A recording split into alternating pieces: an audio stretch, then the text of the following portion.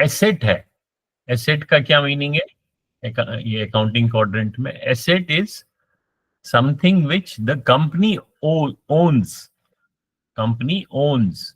Ons का क्या मतलब है? Company owns. ओनर। हाँ, यानी कि कंपनी की अपने, जो कंपनी का ओन करता है, उसको अपनाता है, उसका है, कंपनी का अपना है। तो इसमें कुछ भी हो सकता है। इसमें एसेट में आपके फिक्स्ड एसेट भी हो सकते हैं। फिक्स्ड मतलब जो मूव नहीं करते हैं, इमूवेबल। जैसे आपकी मान लो आपकी लैंड है, लैंड एंड बिल्डिंग है, कोई फैक्ट्री है, तो वो फिक्स्ड एसेट है, उसको आप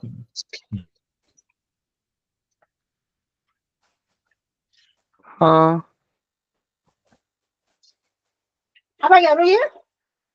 जल्द, ये आपके करंट एसेट है, इनको हम कहते हैं current asset. Current asset, current asset मतलब जैसे करंट, एक तो मीनिंग है करंट का प्रेजेंट, इस समय का। और करंट एसेट का ये भी मीनिंग है कि वो इमूवेबल है, वो जल्दी से आप उसको इस्तेमाल कर सकते हो, इस्तेमाल, और उसको वो करंट की तरह फ्लो कर सकता है। वो जैसे यस कैश सर। स्पेंड किया, खर्चा कर दिया, तो कैश माइनस हो गया। लेकिन अगर आपके पास बिल्डिंग है, बिल्डिंग को आप एकदम खर्च नहीं सकते हो, या बैंक में पैसा है, उसको आपने एकदम खर्च दिया, तो वो ये कैश और बैंक बैलेंस क्या है? आपका करंट एसेट है। करंट है। हाँ, करंट। करंट, हाँ, करंट एसेट। लाइबिलिटी क्या होता है? जो कंपनी, अब अगर हम कंपनी की ओर से सोचें कि कंपनी की लाइबिलिटी क्या है, जो कंपनी ने किसी और को देना है, ठीक है, मतलब कंपनी का अपना नहीं है, उसने किसी और को देना है, तो वो उसकी लाइबिलिटी है। जैसे मान लो कंपनी ने उधार लिया है, तो उधार को हम इंग्लिश में बोलते हैं डेट। डेबिट। डेट कहते हैं, इसमें डी साइलेंट है, लेकिन स्पेलिंग DEBT है, डेट। ओके। Okay sir. तो डेट मतलब जो उधार लिया हुआ है, या कोई भी सामान आपने उधार पे लिया, तो वो सारा लाइबिलिटी है, कंपनी को वापस करना है। या इसमें एक इंपॉर्टेंट चीज है, ओनर्स इक्विटी। ओनर्स। ओनर क्या है? जो कंपनी के ओनर है। जैसे हमने पिछले लास्ट टाइम में हमने एग्जांपल देखा था, तुम्हारे स्पीकर से आवाज क्यों आती है? एनीवे, हमने ये देखा था कि कंपनी के मान लो 3 ओनर हैं, mister A, mister B, mister C. तीनों ने 50-50 हजार रुपया डाला और कंपनी में, कंपनी को शुरुआत करने के लिए। तो ये जो 50-50 और 50, यानी कि जो 1.5 लाख रुपए है, ये ओनर का है, इनका है, किनका है? मिस्टर ए, मिस्टर, हाँ, इनका है। सो ये जो है मिस्टर ए, बी, सी, ये आपके ओनर हैं, इस कंपनी के ओनर हैं। लेकिन ये जो पैसा उन्होंने कंपनी में डाला, तो ये हम लाइबिलिटी के अंडर लिखते हैं, ओनर्स इक्विटी। इक्विटी मतलब जिस पैसों से बिजनेस शुरू किया गया। तो ये जो 1.5 लाख रुपए है, ये कंपनी के लिहाज से, कंपनी के लिहाज से क्या है? कंपनी के लिहाज से ये लाइबिलिटी है, क्योंकि ये कंपनी ने इन ओनर से लिया है और इसको एक प्रकार से वापस देना है। इस प्रकार से सोचना है हमने जब हम अकाउंटिंग करते हैं। फिर हमने देखा एक्सपेंसेस, जो खर्चा है, और रेवेन्यू, जो इनकम आएगी। फिर हमने ये कुछ एग्जाम्पल्स देखे थे कि पहले उसने माल कुछ खरीद लिया, मान लो उसके पास 1.5 लाख रुपया था, उसने उसमें से 1 लाख रुपए का स्टॉक खरीदा, ठीक है। हाँ सर। या पहले हमने देखा कि ये सबसे पहले जो ये 1.5 लाख रुपया आया, अब हमने क्या देखना है कि अगर ये बीच में हम एक लाइन ड्रॉ करें तो इनका आपस में बैलेंस भी मेंटेन होना चाहिए। जो हमारे राइट साइड में है ये दो और जो लेफ्ट साइड में है, इनका जो लास्ट में टोटल होगा वो हमेशा बैलेंस रहना चाहिए, तराजू की तरह। तो शुरू में हमने देखा था कि यस अगर मान सर। लो आप सबसे पहले आपका यहाँ लाइबिलिटी के नीचे हमने 1.5 लाख रुपया लिखा, तो हर ट्रांजैक्शन का 2 एंट्रीज होंगी। अगर हमने ये 1.5 लाख रुपया यहाँ लिखा तो इसकी दूसरी एंट्री हम बैलेंस करने के लिए हमें इस साइड लिखना है, लेफ्ट साइड में, क्योंकि ये हमारा राइट साइड है, ये वाला और राइट ये साइड हमारा है, लेफ्ट साइड है। तो ये बैलेंस होना चाहिए। अगर 1.5 लाख रुपया मैंने यहाँ लिखा है तो 1.5 लाख रुपया यहाँ कैसे आएगा? याद है वो हमने ये क्योंकि आएगा। एंट्रीज तो बात, हाँ, 1.5 लाख रुपया कहाँ आएगा? एसेस में भी आएगा। हाँ, कैसे आएगा यहाँ बताओ?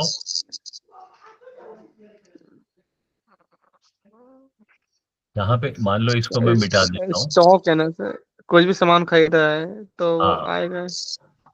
अभी जैसे मान इसमें से, हाँ, अभी मान लो इसको हम मिटा देते हैं। मान लो लायबिलिटी पार्ट तो ऑनर है, ऑनर के पास तो इतना है, 50,000 उतना ही है। तो इसको हम ऐसे समझ सकते हैं कि मान लो हमारे शुरुआत में 1.5 लाख रुपया था। 1.5 लाख रुपये से हमने उसका क्या किया? 1.5 लाख का हमने उस 1 लाख रुपए का तो माल खरीदा। तो स्टॉक, हाँ। अब माल कंपनी का है, माल को कहते हैं स्टॉक। स्टॉक। अब स्टॉक 1 लाख रुपया है और बाकी का जो 50,000 रुपया है वो हम मान लो हम कहते हैं कि वो बैंक, वो हमारे पास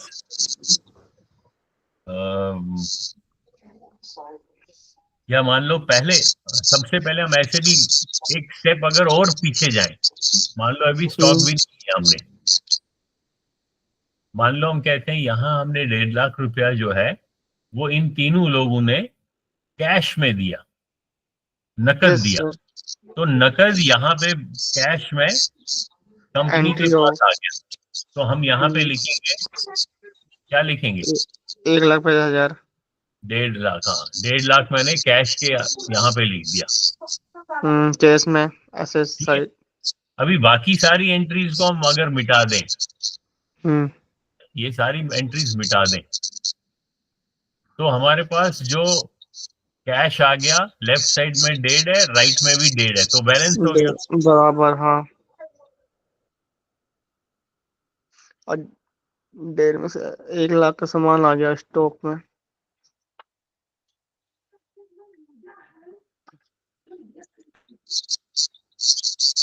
1 लाख का स्टॉक खरीदा, अब कंपनी के पास 1.5 लाख है, तो ये 1.5 लाख में से क्या हो जाएगा? 1,50,000 में से 1,00,000 माइनस होगा। 1 लाख का स्टॉक अगर आ गया, हाँ, तो 1 लाख का अगर स्टॉक आ गया 50,000 बचेगा फिर। तो यहां से ये 50,000 माइनस हो जाएगा। माइनस मान लो हम ब्रैकेट में दिखाएंगे, तो यहाँ इस 1.5 लाख के नीचे मैं एक ब्रैकेट में एंट्री डालूंगा 50 लाख, ब्रैकेट मतलब माइनस हो गया। माइनस हो गया 50,000। हाँ, ठीक है। तो अगर आप अब आप देखोगे अभी भी बैलेंस होगा। जब आपने एक नहीं 1 लाख माइनस हो गया, तो 1,00,000 आपके माइनस हो गया ना, 50,000 बचा। ठीक है, अब आपके पास ये 1.5 लाख नहीं है, आपके पास 50,000 बच गया, तो ब्रैकेट से हटा देते हैं। अब कैश 50,000 बच गया और स्टॉक 1 लाख बच गया। फिर अगर आप इसको टोटल करोगे तो ये 1.5 लाख ये और 1,50,000 और ये 1,50,000 वो बराबर। 1.5, हाँ, तो ये हमेशा बैलेंस में रहना चाहिए। ठीक है। अब इस 1 लाख, ये जो स्टॉक है, इस 1 लाख में से आपने 70,000 का जो सामान था उसको आपने इस्तेमाल किया, अच्छा। ठीक है, खर्चा किया। तो अब ये जो यहाँ पे स्टॉक था 1 लाख, उसको आपने उसमें से 70,000 रुपये, 70,000 का सामान आपने निकाला। मान लो ये आपका जो स्टॉक है आपके गोडाउन में है, और गोडाउन से आपने 70,000 का माल निकाला, और उसको आपने उसमें से उस पे कुछ काम करना शुरू किया। मान लो आपने, अब ये स्टॉक कुछ भी हो सकता है, मान लो ये कपड़ा था, तो कपड़े से आपने अब उसमें मान लो शर्ट्स अगर आपके पास जो कंपनी है वो शर्ट्स बनाती है, तो इसमें से 70,000 का सामान आपने इस्तेमाल किया। तो आप बोलोगे कि जो ये कॉस्ट ऑफ गुड्स है, कौन सा, ये अच्छा साला। कॉस्ट ऑफ फिर गुड्स आपने 70,000 रुपया यहाँ लिख दिया। सर 30,000 कहाँ गया? हाँ, जब 70,000 कॉस्ट ऑफ गुड्स में आ गया, तो ये 1 लाख ऊपर माइनस ये 1 लाख का क्या हो जाएगा, ये 30,000 इसमें रह तो जाएगा, 30,000 आ जाएगा स्टॉक में। है ना। 30,000 यहाँ, 30,000 रह गया स्टॉक, और उसमें से 70,000 नीचे आ गया। फिर उसको अगर अब आप टोटल करोगे, तो अब टोटल क्या होगा, ये 30,000, ये कैश 50,000, 80, 80 और 70, 1.5, और यहां से आप टोटल करोगे तो ये भी 1.5 है। तो ये हर ट्रांजैक्शन के बाद लेफ्ट साइड और राइट साइड बैलेंस रहना चाहिए। सेम होना चाहिए। तो इससे आपको पता चलेगा कि मैं जो एंट्री कर रहा हूँ ट्रांजैक्शन की, वो सही है या गलत है।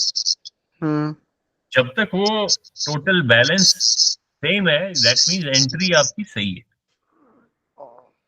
अब इसमें से आपने मान लो ये जो आपने 70,000 का तो स्टॉक इस्तेमाल कर दिया, तो एक किस्म से जो एसेट है वो 30,000, 70,000 कम हो गए, और वो आपका कॉस्ट ऑफ गुड्स है, यानी कि जो आप बना रहे हो, एंड प्रोडक्ट जो बना रहे हो उसका कॉस्ट, तो ये आपके एक प्रकार से खर्चे में आ गया कि इतना आपने खर्च दिया। वही जो आपके पास यहाँ पे 1 लाख का स्टॉक था, मान लो कपड़ा था, उस सर कपड़े को आपने इस्तेमाल कर दिया, तो यहाँ से आपने खर्चा कर दिया, 70,000 कॉस्ट ऑफ गुड्स है, और उसके सर ऊपर आपने, हाँ 70,000 का तो मान लो कपड़ा है, हाँ? हाँ तो कपड़ा कभी खराब भी तो नहीं होगा खराब। कुछ खाने पीने सामान है, खराब भी तो हो सकता है फिर।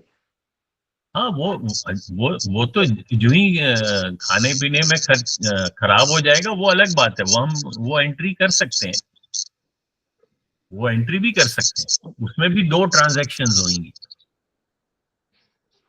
जैसे मान लो आपका अगर 1 लाख में कुछ सामान आपने जब उसको लिया। प्रोडक्शन में लाने की कोशिश की, आपको पता चला अरे 10,000 का तो माल खराब हो गया, तो हाँ फिर स्टॉक 10,000 कम हो जाएगा, और वो 10,000 कहाँ पे चला जाएगा, वो आपको कहीं पे डालना पड़ेगा, या तो आपके खर्चे में डालो यहाँ पे, तो यहाँ पे आप एंट्री करोगे कुछ भी, जैसे मान लो रिजेक्टेड रिजेक्टेड गुड्स, तो रिजेक्टेड गुड के आपने यहाँ 10,000 रुपए की एंट्री कर दी, तो ऊपर 1 लाख के बदले 90,000 रह गया, और नीचे 10 हो गया, तो टोटल इसका सेम रहेगा। तो ऐसे एंट्री आपको करनी पड़ेगी। उसको अभी हम डेबिट क्रेडिट की भाषा में लिखेंगे, तो उससे और क्लियर हो जाएगा, ठीक है। Yes sir. उसके बाद हमने मान ले देखा हमने कि अदर एक्सपेंसेस, इसमें हमने कुछ और खर्चे किए। जब हमने शर्ट बनाना शुरू किया, उसमें हमने कुछ खर्चा किया, मान लो हमने 10,000 का खर्चा किया, तो 10,000 मैंने यहाँ लिखा एक्सपेंसेस में। जब मैं खर्चा करूंगा 10,000 का, तो वो या तो मैं कैश में करूंगा या मैं बैंक में करूंगा। तो यहाँ ऊपर अगर आप देखोगे एसेट में मेरे पास कैश भी है, और मेरे पास बैंक भी एक एसेट है, करंट एसेट। अब क्योंकि मैंने सारा का सारा जो 1.5 कैश लाख में था दिया। वो कैश में लिखा था, इसलिए बैंक में 0 है। लेकिन अगर मैं कैश बैंक में डाल दूं तो यहाँ कैश माइनस में हो जाएगा हम्म। और बैंक की एंट्री प्लस में हो जाएगी, प्लस में हो जाएगा। तो बैलेंस फिर से सेम रहेगा। अब ये जो 10,000 मैंने यहाँ खर्चा, मान लो ये वो मैंने कैश में खर्चा, सर कैश तो में से मैं माइनस कर देंगे ना, तो कैश में मैं माइनस करूंगा तो ये फिर तो ये माइनस हो 40 जाएगा, 40,000। ये 40 ही बच जाएगा। 40,000। हाँ तो बैंक तो एंट्री तो हुई नहीं, फिर बैंक तो हटाना पड़ेगा। हाँ, इसको 0 रख दो फिलहाल, नील रखते हैं। बैंक का सिर्फ नाम मतलब बैंक वर्ड लिखा हुआ है, लेकिन एंट्री कुछ भी नहीं सामने लिखी। ठीक है, हम्म।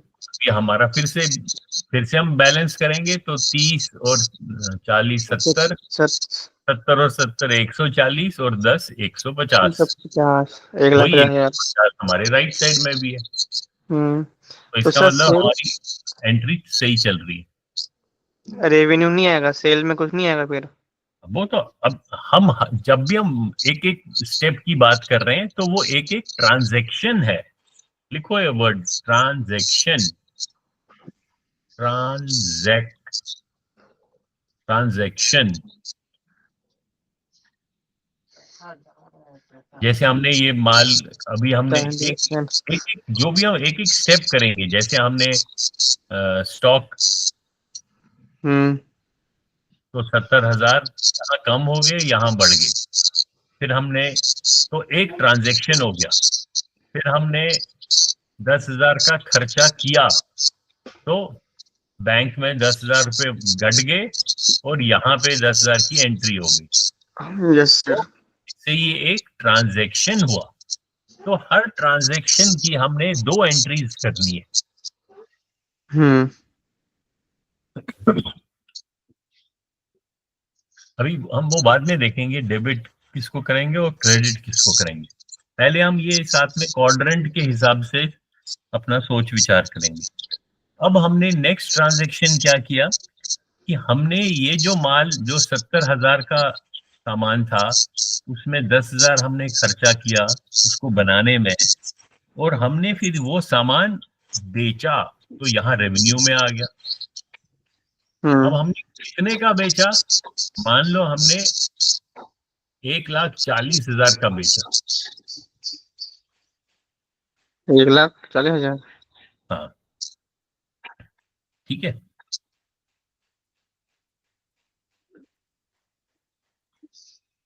तो सर फिर ये एंट्री सेम सेम नहीं होगा फिर।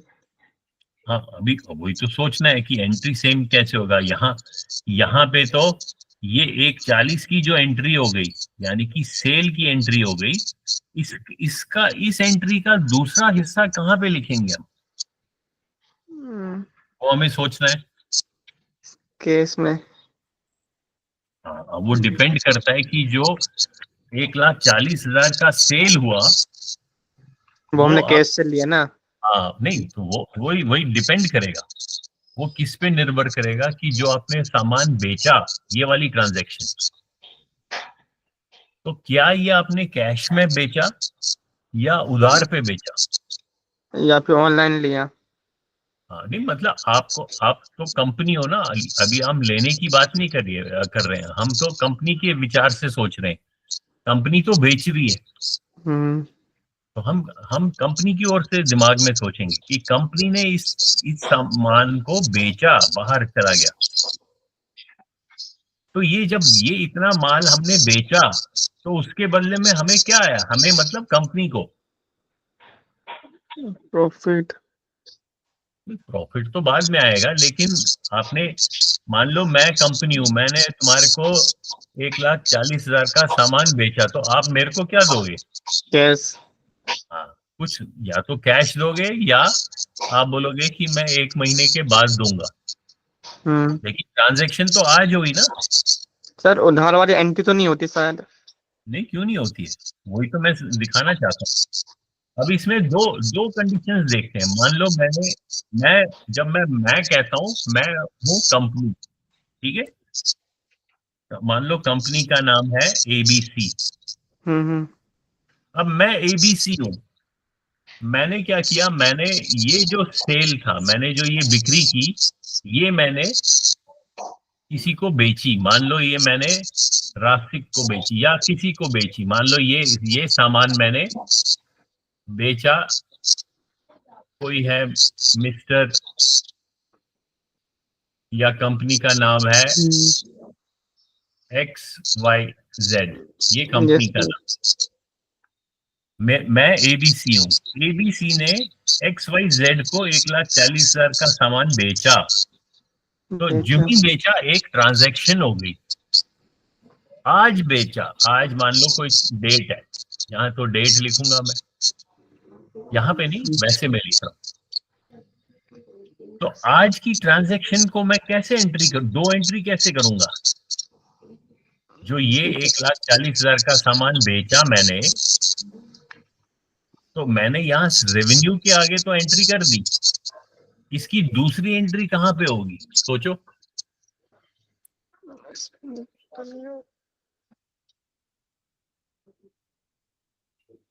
शाबाश, अभी तो बोला था तुमने।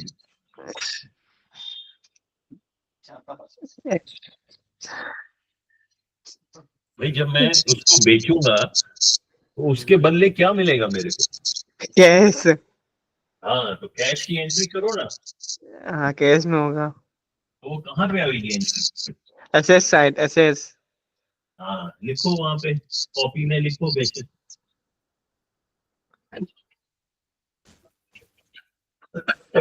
तो वो आपकी कैश में एंट्री होगी। तो मैं सिर्फ दिखाना चाहता हूँ कि हर एक्चुअली जब असली में हम इनको एंट्री करते हैं, हम ये अकाउंटिंग क्वाड्रेंट में नहीं करते हैं, हम तो एक वाउचर बनाते हैं। वाउचर, वाउचर दिखाता हूँ मैं तुम्हारे को किस प्रकार से होता है। दिखाओ, दिखाना सर। अभी जैसे वाउचर तो तुमने पढ़ा होगा चैप्टर में, जब आप ट्रांजैक्शन करते हो। अभी यहाँ पे ये मिटा देता हूँ मैं।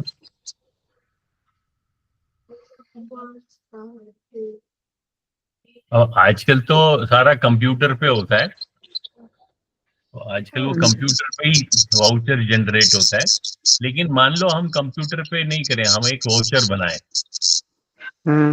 ठीक है? तो वाउचर कुछ कुछ इस प्रकार का हो सकता है। पहले वाउचर होते थे, तो हम ये एक वाउचर बनाएंगे, वाउचर, ठीक है? उसमें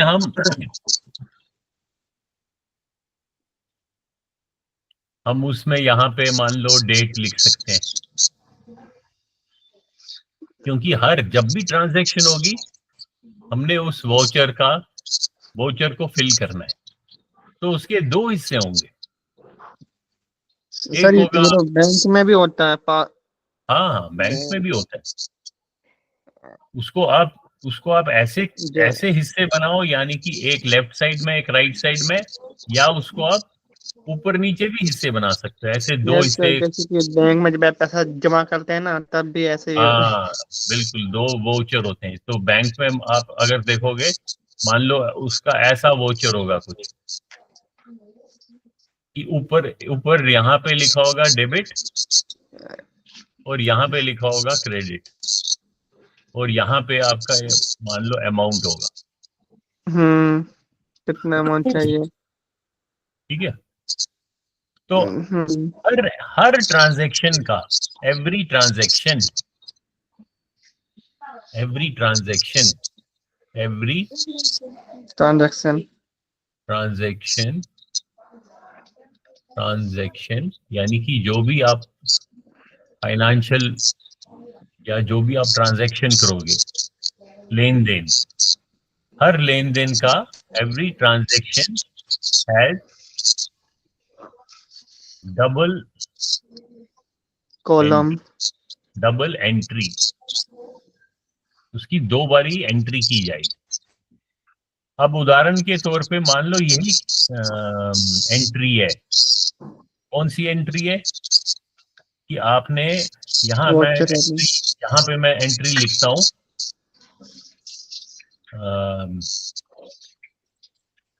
कंपनी ABC। अब यहाँ कंपनी ABC है तो ये वोचर जो है ये किसका है? कंपनी का है। कंपनी का है। हाँ, या ABC छोड़ो, सीधा ही लिखेंगे कंपनी सेल्स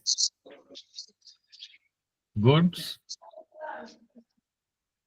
फॉर ₹1,40,000। हमने यही किया ना कि 1,40,000 का सामान बेचा। Yes sir. आज मान लो आज बेचा, आज हमने डेट डाली, आज क्या डेट है? 21 है ना? तो यहाँ पे 21 डेट, यहाँ डेट क्या डलेगी? 21 21 जनवरी। आपने 1,40,000 को सेल्स गुड्स फॉर ₹1,40,000 जो मैसर्स, मैसर्स क्या होता है? जब कंपनी का नाम लिखते हैं मैसर्स लिखते हैं। जैसे अगर एक आदमी होगा तो मिस्टर लिखते हैं या मिस्टर मिसेस लिखते हैं। अगर कंपनी हो तो कंपनी एक से ज्यादा हम मानते हैं तो हम उसको MS लिखते हैं, ऐसे M/S मैसर्स। मैं लिख रहा हूं कि जो हमारी कंपनी है उसने sales goods for ₹1,40,000 to Messrs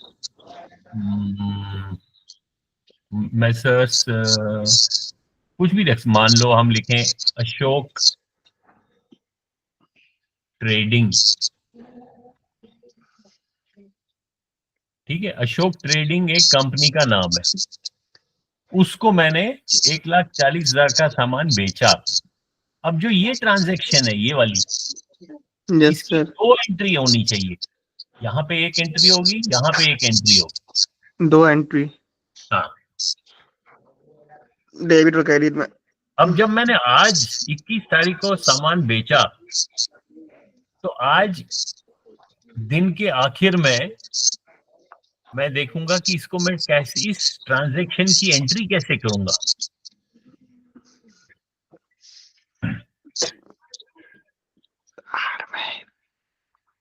तो अब आधार में कर सकते हैं। हाँ, अभी उसने आज, अगर मान लो मेरे को उसने आज, जब मैंने 1,40,000 का सामान बेचा, अशोक ट्रेडिंग ने मेरे को वापस कैश में दे दिया, पैसे दे दिए। तो अगर मैं इस एंट्री की पहले वापस क्वाड्रेंट पे दिखाऊं तो यहाँ पे मैंने क्या किया, 1,40,000 सेल को दिखा दिया, रेवेन्यू को, और रेवेन्यू को। हाँ, और ये 1,40,000 मेरे को कैश में मिला। तो यहाँ कैश में मैं 1,40,000 बढ़ाऊंगा। यहाँ पे मेरे पास कितना है? 40,000। तो यहाँ पे मैं लिखूंगा, अब मेरे पास कैश कितना हो जाएगा? ये 1,40,000 ठीक, प्लस कर देंगे दोनों को। हाँ, तो यहाँ 1,80,000 हो जाएगा। हाँ, 1,80,000 40,000 रुपया था तो 1,40,000 को हमने फिर प्लस कर दिया तो 1,80,000। हाँ, तो ये तो क्वाड्रेंट में है, लेकिन जो एक्चुअली लेन देन हुआ है वो तो 1,40,000 का ही हुआ है। वो ट्रांजैक्शन, वो लेन देन तो सेल का हुआ है, सर बिक्री। टोटल तो हमारे पास तो 1,50,000 था ना। हाँ, तो फिर हम उधर 1,80,000 करें तो फिर बैलेंस कहाँ हुआ? हाँ, नहीं हुआ ना, वो तो बैलेंस करना पड़ेगा। अभी हम वो देखेंगे। पहले हम देखेंगे जो एक ट्रांजैक्शन हुआ, ये जो लेन देन हुआ, इसकी पहले वाउचर एंट्री करते हैं। इस ट्रांजैक्शन की भी 2 एंट्री होनी चाहिए। ओके तो अभी जिसने बेचा उस अकाउंट का नाम हम देखते हैं, किसने बेचा? कंपनी ने तो बेचा ही, लेकिन किसने बेचा? तो ये जितने भी अकाउंट हेड्स हैं, जैसे sale, bank, cost of cash, other expenses, इन सबों को आप अपने दिमाग में मान लो कि ये सभी एक एक मान लो एक आदमी है जो यस कंपनी सर, का हिस्सा है। तो ये 1,40,000 इस आदमी ने बेचा। इस आदमी का नाम है सेल, सेल, तो हम इसको क्रेडिट देंगे। क्या देंगे? क्रेडिट। क्रेडिट, कि हाँ भाई, इस आदमी ने 1,40,000 की बिक्री की, इसको हमने क्रेडिट दे दिया। क्रेडिट दिया, ठीक है, और वो पैसा किसको दे दिया हमने? कैश को, कैश को। तो कैश मान लो जैसे एक डेबिट, आदमी है, कंपनी का ही डेबिट होगा हिस्सा। फिर। हाँ, आदमी नहीं मानते, हिस्सा मानते हैं। तो जैसे कैश बॉक्स होता है, कैश बॉक्स, तो ये भी कंपनी का हिस्सा है, ये भी कंपनी का हिस्सा है। तो सेल वाले को क्रेडिट दे दिया, और क्योंकि ये कैश हमने इसमें डाला तो कैश को हमने डेबिट कर दिया। तो 2 एंट्री होगी। अब हम वोचर पे जाते हैं। तो वोचर किस प्रकार से भरूंगा मैं? डेबिट तो किसको करूंगा? डेबिट तो आप ये कैश को करोगे, कैश को, कैश को। तो यहां मैं लिखूंगा कैश। कैश, आगे मैं डिस्क्रिप्शन में अमाउंट, अगर मैं एक और लाइन ड्रॉ कर दूं तो यहाँ उसका मैं विवरण दे सकता हूँ। तो यहाँ मैं लिखूंगा, लेवल के सर, मतलब उसको थोड़ा सा एक सेंटेंस में डिस्क्राइब करूंगा, थोड़ा कुछ लिख सकता हूँ उसके बारे में, इस एंट्री के बारे में। तो यहाँ मैं लिखूंगा कैश डिपॉजिटेड, या कुछ भी अपने जो भी आपको ठीक लगता है, जिससे वो क्लैरिटी आएगी। कल को आप देखोगे ये वाउचर तो आपको समझ में आना चाहिए। तो मैं ऐसे लिख सकता हूँ कैश, कुछ भी लिख सकता हूँ, cash received from Messrs Ashok trading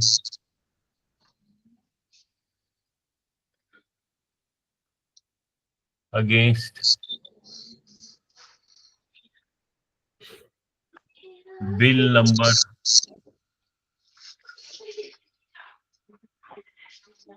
001। जब मैंने सेल किया तो मैंने एक बिल रेज किया था, उसका नंबर 1 रखा। उस बिल के अगेंस्ट मेरे को अशोक ट्रेडिंग से कैश मिल गया। तो यहाँ पे अमाउंट पे मैं लिखूंगा 1,40,000। $1,40,000। अब ये मेरे को कहाँ, किस हेडिंग पे मैंने डेबिट किया?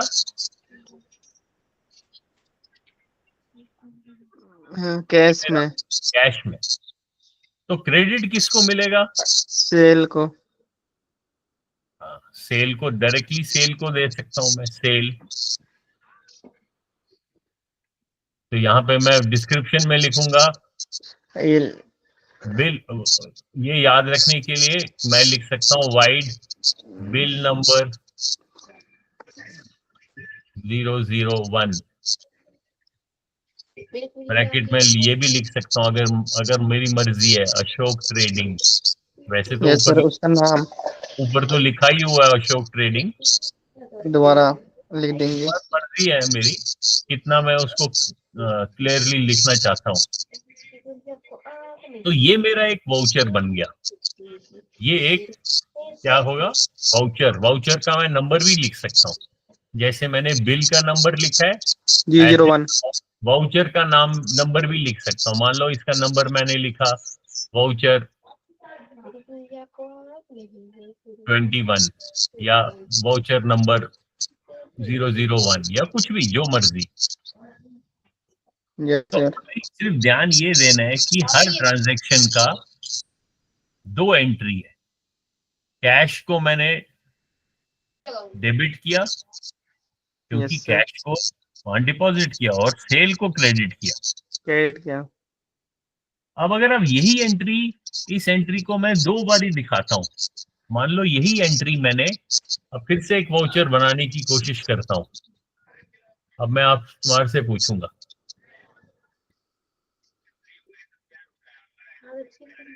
अब ये मेरा वाउचर है। अब मैंने सेल किया, sale to Ashok trading, sale किया हमने। सेल किया फॉर ₹1,40,000। 1,40,000। हाँ। ठीक है, लेकिन पैसा मेरे को मिला नहीं। ओके। मेरे पास अशोक ट्रेडिंग के साथ ऐसा आपस में कंट्रैक्ट है कि वो मेरे को पेमेंट देगा आफ्टर 2 मंथ। 2 मंथ्स, मान लो। लेकिन ये वाउचर तो मैंने आज आज लिखना है, तो यहाँ पे ये जो वाउचर नंबर है, वाचर नंबर कुछ भी डाल दो। कुछ भी डाल दो और यहाँ पे डेट डाल दो। हाँ, ठीक है, फिर डेबिट क्रेडिट डालो। यहाँ पे डेबिट है तो क्रेडिट, यहाँ पे क्रेडिट है। क्रेडिट इधर अमाउंट, इस साइड, हाँ, राइट साइड। अब मेरे को बताओ, अब ये जो ट्रांजैक्शन हुआ आज की डेट में, मैं अपने अब मैंने वोचर बनाना है तो मैंने आज की डेट डाल दी। आज की डेट डाल दी यहाँ पे, और यहाँ पहले मैंने अमाउंट लिखा है और डेट थोड़ा सा इधर को खिसकाता हूँ।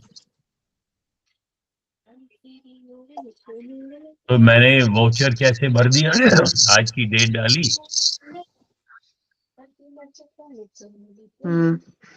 आज क्या 21 21 है, 21। वाउचर नंबर मान लो, कुछ भी मान लो, एक ऑलरेडी डल चुका था, वाउचर नंबर 2। अब मैं डेबिट किसको करूंगा और क्रेडिट किसको करूंगा?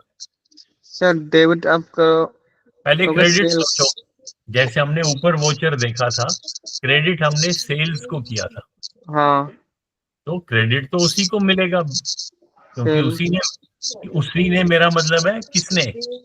सेल्स ने। अशोक ने। नहीं, अशोक ने नहीं, सेल्स ने बिक्री किया ना।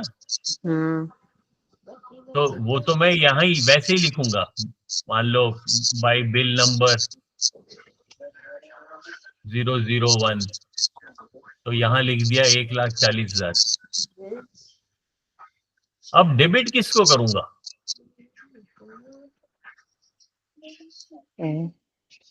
सर डेबिट जो उधार है, मतलब 2 मंथ का।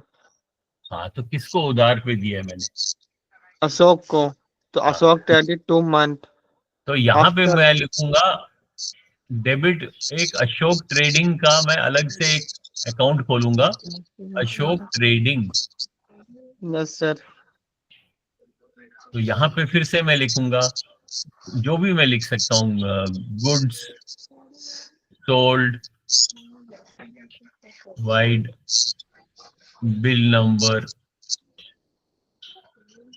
001, 1,40,000। अब देखो, ये क्रेडिट सेल को मिला और डेबिट अशोक को मिला। अगर अब ये तो वाउचर की एंट्री हो गई। अगर यही एंट्री मान लो मैंने अकाउंटिंग क्वाड्रेंट में लिखनी है, तो कैसे हो जाएगा? सेल तो यहाँ लिख दिया मैंने, सेल तो मैंने 1,40,000 लिख दिया।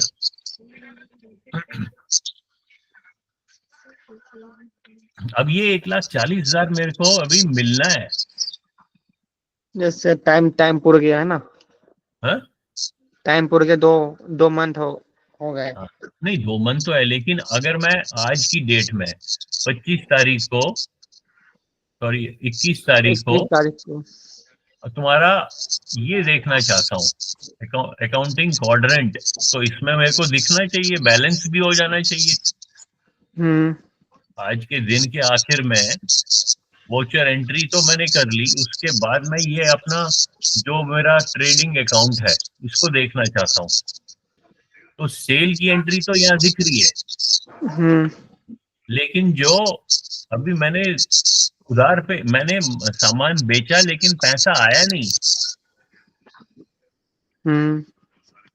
तो जो अभी आप वोचर में देखो, एक्सपेंसेस में डाल देंगे ना वो तो फिर। यहाँ पे क्या आपको दिख रहा है? अशोक ट्रेडिंग क्या है? उसकी डेबिट। डेबिट होगी। तो जिनकी डेबिट एंट्री है उनको हम कहते हैं डेटर्स। तो ये डेटर्स। जितने भी आपके हैं, अशोक ट्रेडिंग है या कोई और कंपनी है, जो आपको कुछ देंगे पैसा, दोबारा इन चार्ज दे सबको हम डेटर कहेंगे। और झाड़ू वाड़ू तो लगा लूं, पूरा घर गंदा हो गया।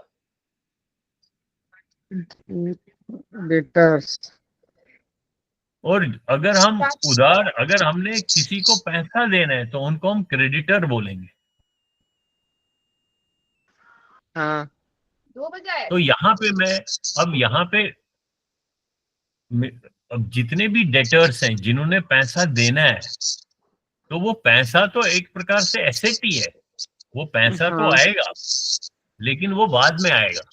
तो मैं एसेट के नीचे यहाँ पे करंट एसेट में डेटर्स भी लिख सकता हूँ। अच्छा।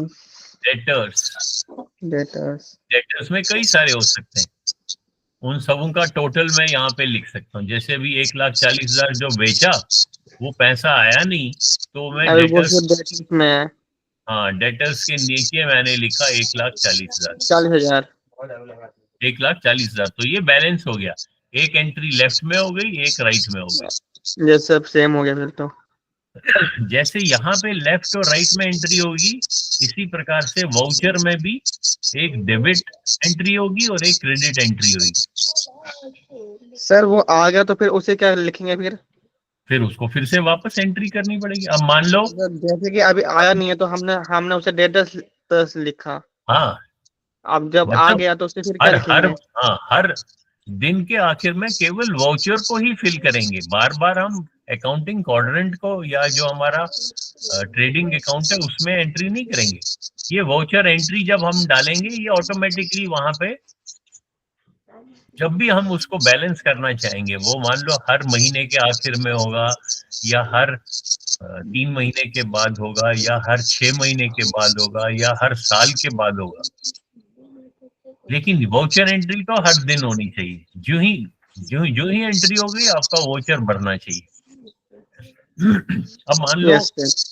जैसे अभी आपने कहा सर जब ये पैसा आएगा, अब मान लो 2 महीने के बाद, तो आ 2 गया। महीने मान लो, हाँ, उसका वाउचर भरे हम। अब यहाँ पे हम अगर एक वाउचर बनाए छोटा सा, फिर से वाचर। और भाई जो भी ट्रांजैक्शन होगी उसका वाउचर बनना पड़ेगा। पैसा आया वो भी तो एक लेन देन है, तो यस उसका भी सर। हाँ। वाउचर बनाना पड़ेगा। अब उसका अगर मैं एक वाउचर नीचे बनाऊं, अभी 2 महीने के बाद की एंट्री है, तो मान लो अब 2 महीने हो गए, और 2 महीने का हमने ये वाउचर, जिस दिन पैसा आया उसका डेट 2 महीने के बाद क्या होगा, मान लो 20 मार्च 2025। अब 2 महीने के बाद हमारा पैसा आ गया, ठीक है। उस समय वोचर नंबर हमारे पास 156। तो अब डेबिट क्या होगा और क्रेडिट क्या होगा?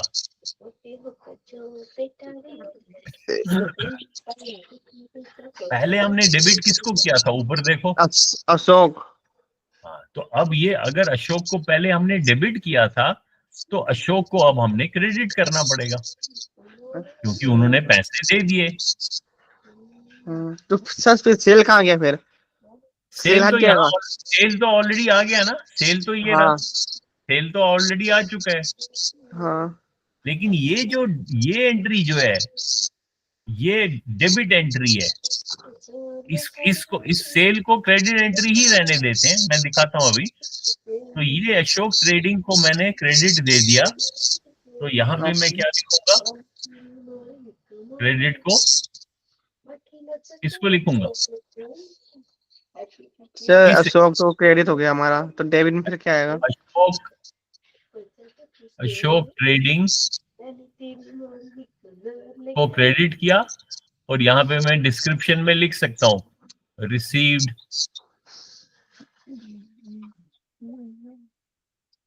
चेक नंबर 12348 dated 20 मार्च 2025 1,40,000। अब ये जो चेक है, ये आपको, इस चेक को क्या करोगे? आप अपने बैंक में डालोगे, है ना? ठीक है, सर डेबिट में फिर कुछ नहीं आएगा क्या? डालना पड़ेगा। वही तो मैं कह रहा हूँ कि ये डेबिट किसको जाएगा? जिसका अब नाम आप, आएगा आप, किसका? मतलब जिसे दिया है पैसा, नहीं, पैसा तो अशोक ट्रेडिंग ने आपको दिया। दे दिया तो मेरा नाम आएगा फिर। नहीं नहीं, आपको दिया मतलब कंपनी को दिया। एक कंपनी, अच्छा हम कंपनी कंपनी का की नाम है। अकाउंटिंग कर रहे हैं, कंपनी का नाम है एबीसी। हमारी हाँ तो कंपनी का कंपनी नाम आएगा है। फिर ABC। अब एबीसी ने अपने पास, ये तो चेक है, एबीसी चेक को थोड़ा ना संभाल के रखेगा। नहीं एबीसी वो जो, बैंक में डाले। वो तो बैंक में डालेगा। हाँ। तो एबीसी के पास मान लो दो बैंक है। एक आपके पास स्टेट बैंक है, स्टेट बैंक में खाता है, और एक आपके पास मान लो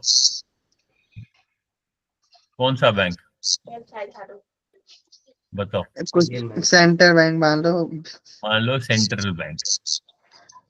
अब दो खाते हैं आपके पास। अब ये वाला जो चेक है, ये वाला चेक जो अशोक ट्रेडिंग ने आपको दिया, आपने मान लो ये चेक स्टेट बैंक में जमा किया, तो यहाँ पे डेबिट आप लिखोगे स्टेट बैंक। अच्छा। स्टेट बैंक अकाउंट नंबर, जो भी आपका अकाउंट नंबर है, अकाउंट नंबर 365। तो यहाँ पे यानी कि state bank of India account number 365 का भी एक आपने अलग अकाउंट खोल दिया अपने अकाउंटिंग में। अशोक ट्रेडिंग का भी एक अकाउंट खोला, सेल्स का भी अकाउंट खोला। और यहाँ पे एंट्री क्या लिखोगे? यहाँ फिर से वही लिखोगे, cheque number 1 2 cheque 3 number. 4 8 of Ashok trading. Sir cheque bounce भी तो हो जाएगा। बाउंस होएगा तो फिर वापस एंट्री लगानी पड़ेगी।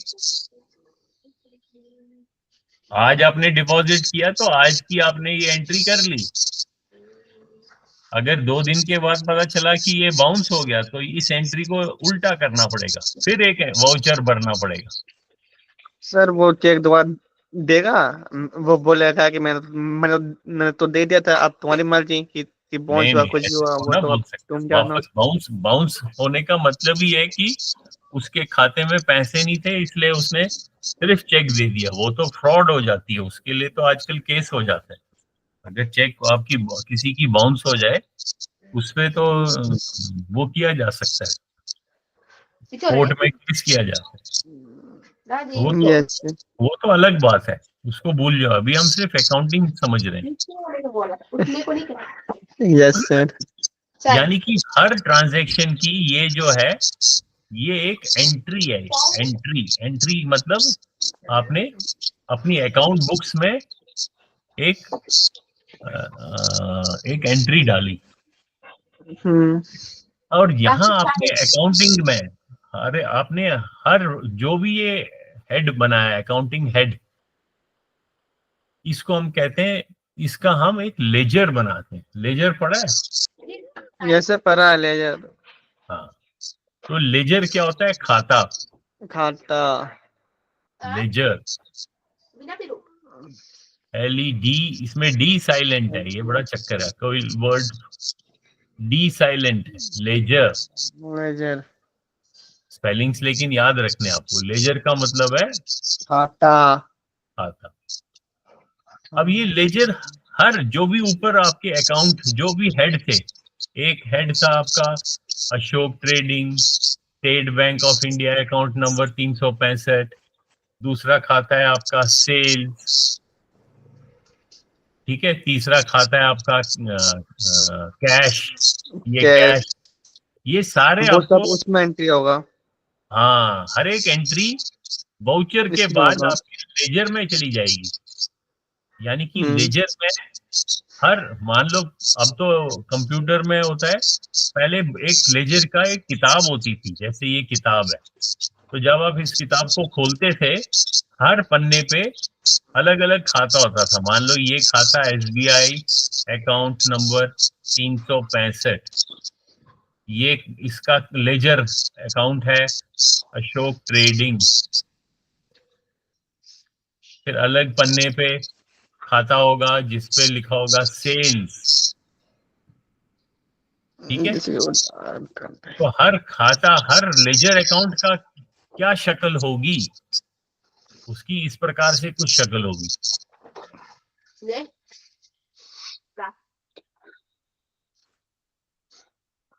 अभी चाय रे ऊपर लिखा होगा आपका खाता, जैसे मैंने मान लो लिखा है अशोक ट्रेडिंग।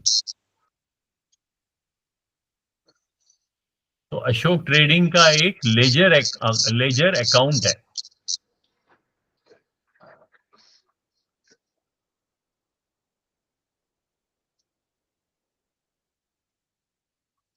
यहां पे होगा डेट,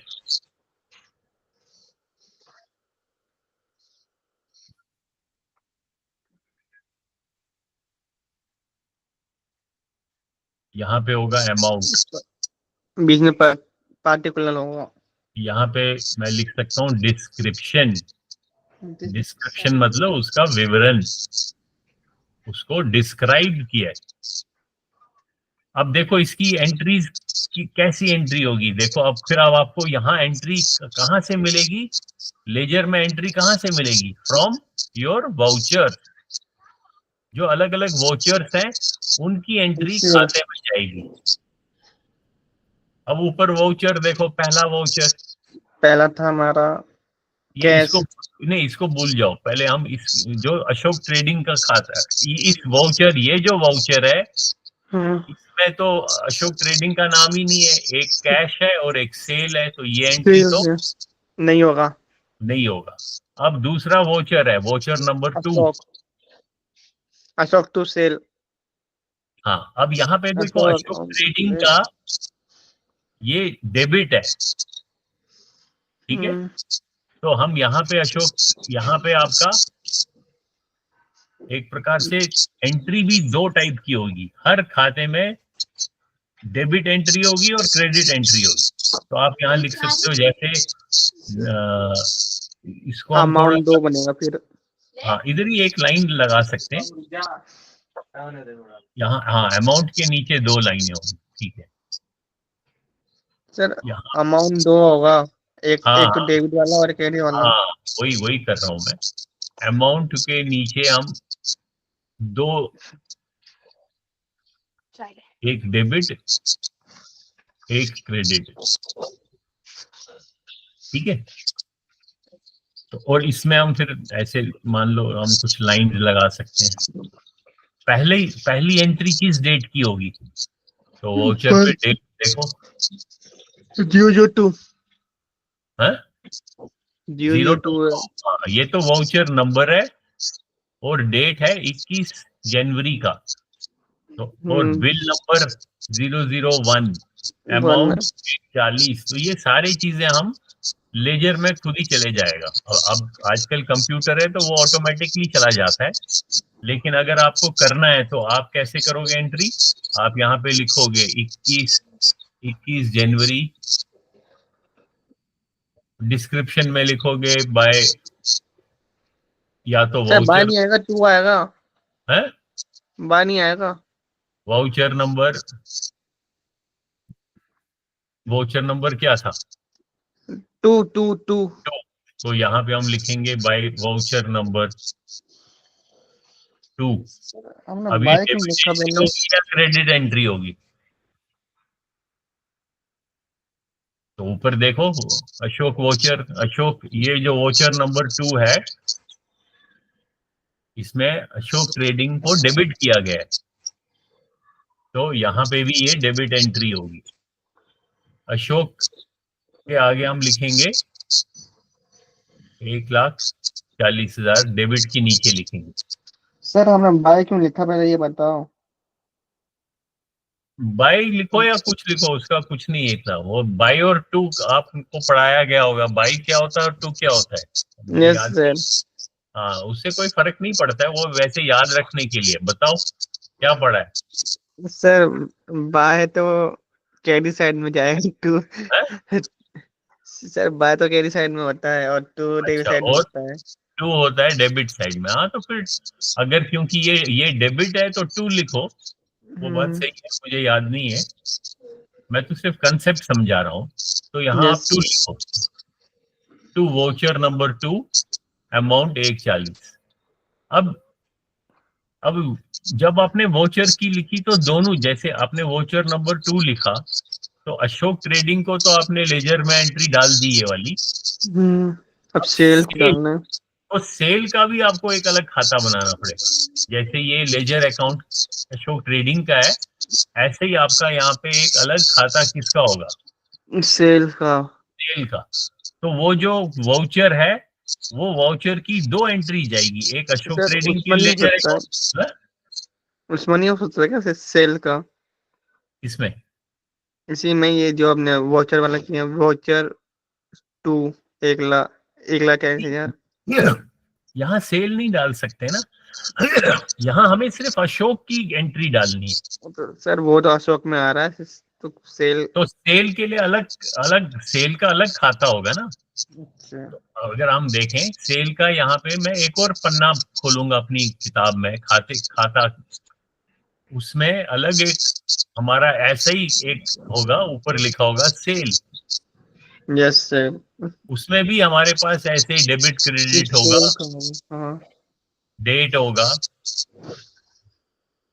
अब यहाँ पे अगर ये एंट्री डेबिट हो गई है तो सेल में ये क्रेडिट के नीचे चली जाएगी। तो यहाँ पे मैं लिख सकता हूँ वाउचर नंबर 2, और यहाँ पे हम क्या लिखेंगे, बाय या टू? बाय। क्रेडिट बाय होता है या टू होता है? Sir by. वो देखना पड़ेगा, मुझे याद नहीं। अगर बाई होता है तो यहाँ आप यहाँ बाई लिख सकते हो। यानी कि हर वाउचर के आपने 2, वाउचर में भी 2 एंट्री की और उनको बाद में अलग अलग कर दिया। समझ में आ रहा है? Yes sir. फिर से समझाता हूँ। यहाँ पे एक आपकी एंट्री है, एंट्री मीन्स फाइनेंशियल छोड़ो, सीधा ही ट्रांजैक्शन। कोई भी ट्रांजैक्शन की आपने पहले एंट्री की, उस एंट्री को आपने वाउचर में एंट्री की, तो वाउचर में कुछ एक डेबिट एंट्री की, एक क्रेडिट एंट्री की। डेबिट किसको किया तो वो उसका नाम आपने यहाँ पे लिखना है। क्रेडिट किसको किया उसका नाम लिखना है। फिर ये जो नाम है ये आपके अकाउंटिंग हेड्स हैं, इनको कहते हैं अकाउंटिंग हेड्स। तो इन नाम के आपने अलग अलग लेजर अकाउंट्स खोलने, लेजर। Yes sir. तो लेजर में अगर यहाँ पे आपका डेबिट सेल था, डेबिट नॉर्मली सेल नहीं होता है, क्रेडिट ही होता है, अनलेस आपका कोई माल रिजेक्ट होके वापस आ गया। अदरवाइज सेल तो आमतौर पे सेल क्रेडिट पे ही होगा। और डेबिट जैसे मान लो अशोक ट्रेडिंग का था, तो अशोक ट्रेडिंग का एक खाता है और सेल का एक खाता है लेजर में, अलग अलग। ये भी लेजर खाता है, ये भी लेजर खाता है। तो वाउचर एंट्री से आपको लेजर एंट्री बन गई, और लेजर एंट्री से आप वापस बाद में बैलेंस शीट या ट्रेडिंग अकाउंट डाल सकते हो। जो हम अकाउंटिंग क्वाड्रेंट जो हमने पढ़ा था वो सिर्फ एक टूल है, एक हमारा पास एक टूल है to understand the financial transaction, ये बैलेंस कैसे होता है। यस। लेकिन जहां पे बात ट्रांजैक्शन की हो रही है वहां हमारे को पहले वाउचर बनाना है।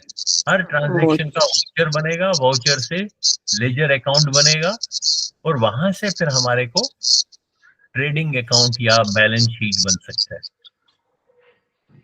समझ आ रहा है? Yes sir. अगर अब हम वापस बात करें अपने अकाउंटिंग क्वाड्रेंट की, पहला लेफ्ट साइड में क्या था? एसेट, लाइब्रेरी, राइट में लायबिलिटी,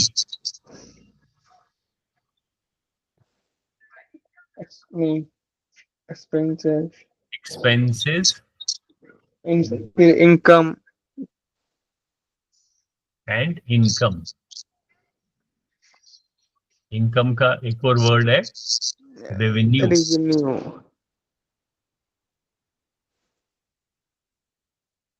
तो ये हमारा क्या है? ये अकाउंटिंग क्वाड्रेंट। अकाउंटेंट। क्वाड्रेंट होता है जिसके 4 हिस्से होते हैं। तो हम 4 हिस्सों में अकाउंटिंग को समझने की कोशिश कर रहे हैं। Yes sir.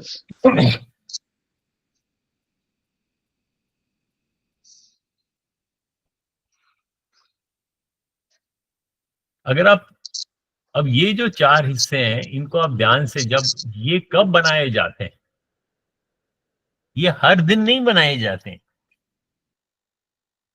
हर दिन तो जब भी कोई ट्रांजैक्शन होगी आप क्या बनाओगे? वाउचर। और उस वाउचर को आप कहां पे, उस वाउचर से कौन सी एंट्री हो जाएगी? Ledger account. सुनाई दे रहा है या बंद कर दिया? दे रहा है। हाँ, ठीक है। सो ये तो डेली पे होगी। वाउचर और लेजर जो हो गई एंट्रीज, ये तो जिस दिन जब भी ट्रांजैक्शन होगी तुरंत बनना चाहिए। और उसके बाद आफ्टर सम टाइम, कुछ देर के बाद, ठीक है, आफ्टर सम टाइम कुछ देर बाद 3 महीने हो सकते हैं। आमतौर पे 3 महीने को क्या कहते हैं? 3 मंथ। हाँ, क्योंकि और साल में कितने महीने होते हैं? 12। 12। तो 3 महीने एक साल का क्या हिस्सा है? 3/12। 3/12। 3/12 क्या होता है? 1/4। 1/4 को इंग्लिश में क्या कहते हैं? 1/4। हाँ, और उसके लिए एक और शब्द है, 1/4 को क्वार्टर भी कहते हैं। क्वार्टर। हाँ, मैथ में। जैसे 1/2 को क्या कहते हैं?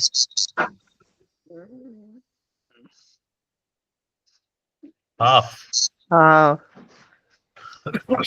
तो जो ये अकाउंटिंग क्वाड्रेंट है, जो आपने काम किया, अगर 3 महीने के बाद आप देखना चाहते हो कि मैंने कैसे काम किया पिछले 3 महीने में, तो ये जो आपका क्वाड्रेंट भरेगा, कहां से भरेगा? यहां से भरेगा। क्योंकि उस 3 महीने में आपने कई सारे वोचर्स भरे होंगे और वोचर से आपने लेजर अकाउंट खोला होगा। उस लेजर अकाउंट से फिर आप इनकी यहाँ पे आप लिख सकते हो अकाउंट, एसेट में, लायबिलिटी में, एक्सपेंसेस में। और हर 3 महीने के बाद अगर आप इसको देखोगे तो आपको क्या नजर आएगा? Quarterly result.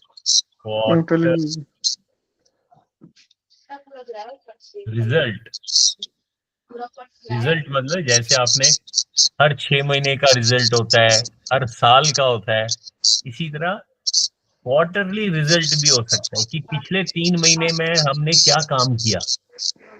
जो भी ट्रांजैक्शन है वो तो इसमें कैप्चर हो गई, और उसको एक जगह में देखने के लिए हम ये क्वाड्रेंट भर सकते हैं। तो ये आप क्वार्टरली भर सकते हो, या हाफ ईयरली भर सकते हो, या ईयरली भर सकते हो। ईयरली मतलब साल के आखिर में, साल में एक बारी। और 6 महीने के बाद तो हाफ ईयरली, और 3 महीने के बाद तो क्वार्टरली। ठीक है जी सर। अभी और पढ़ना है या बस करना है? सर आप कल पढ़ते हैं, हैं? कल पढ़ते हैं सर आप। अच्छा। तो कल फिर हम ये पढ़ेंगे कि ये जो आपका क्वाड्रेंट है, जब आपने वोचर्स यस सर। पर, जब आपने क्वार्टरली या हाफ ईयरली इसको भरा,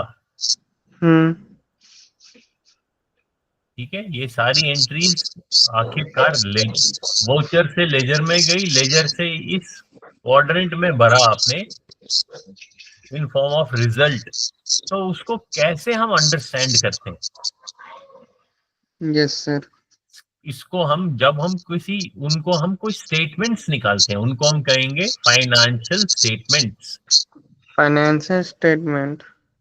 फाइनेंस, लिखो financial statements. Statement, financial statement, वो फाइनेंशियल स्टेटमेंट्स आप इस क्वाड्रेंट से समझ सकते हो। जब आपने एसेट, लायबिलिटी, एक्सपेंसेस और इनकम भरे, वहां से आपको फाइनेंशियल स्टेटमेंट्स मिलेंगी। और कौन कौन सी फाइनेंशियल स्टेटमेंट्स होते हैं वो हम अगली क्लास में पढ़ेंगे, ठीक है? Yes sir. Okay then. आज तो हमने बहुत, मुझे लगता है 2-3 महीने के बाद क्लास की। Yes sir. थोड़ा सा अगर जल्दी